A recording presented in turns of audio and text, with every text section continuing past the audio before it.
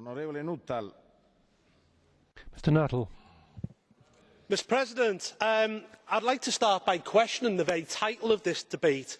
You're calling it, what the crisis we have in Europe at the moment, a refugee crisis, basically to pull on heartstrings and to suit your own political end. Let me make it clear. The crisis we have in Europe at the moment is not a refugee crisis. It is an economic migrant crisis. And that just isn't my appraisal. It's also that of Robert Fico, the Prime Minister of Slovakia, who said 95% of the people who are coming to our continent are not refugees, they're economic migrants. Indeed, Eurostat, your own statistical collecting body, has reported that 85% of the people who are coming aren't from war-torn Syria, they're from Pakistan, Albania, Nigeria and the Gambia.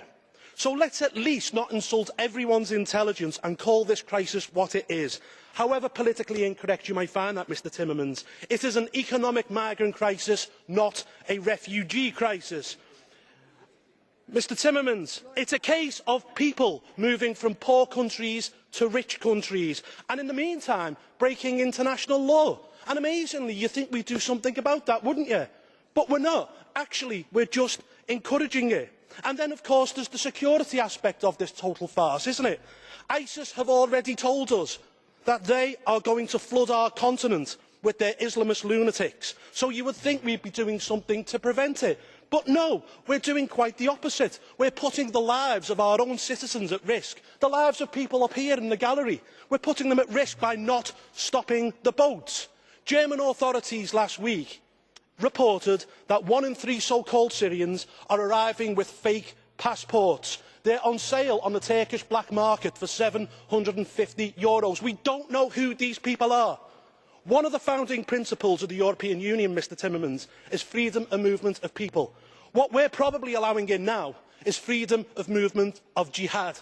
And I fear in the future, in the very near future, we will all have blood on our hands as a result. Thank you. Mr Nuttall, richiama il regolamento? Point of order. Point of order, Mr President. I assumed that the members of this Parliament here are all elected, and I'm quite right in believing that all members of this Parliament were elected in last year's European elections. Mr Timmermans, with respect, you are a member of the Commission. You have no right to interact during the parliamentary debate. Vorrei sapere qual è... We got elected. You didn't. We were elected. Non è un richiamo al regolamento. This is not a point of order. Please observe order. There are rules here which every elected member has to respect, you and the others alike. Do you want to answer? There is a question for you. Do you want to answer? Onorevole Khan, you have the floor. 30 seconds. Thank you. If you put the mic on. Yes.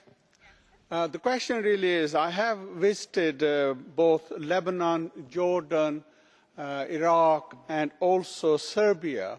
All I saw was refugees there. I want to ask Paul Nuttall the question, the 3-year-old Elan, the body who was found, what was he, in your opinion?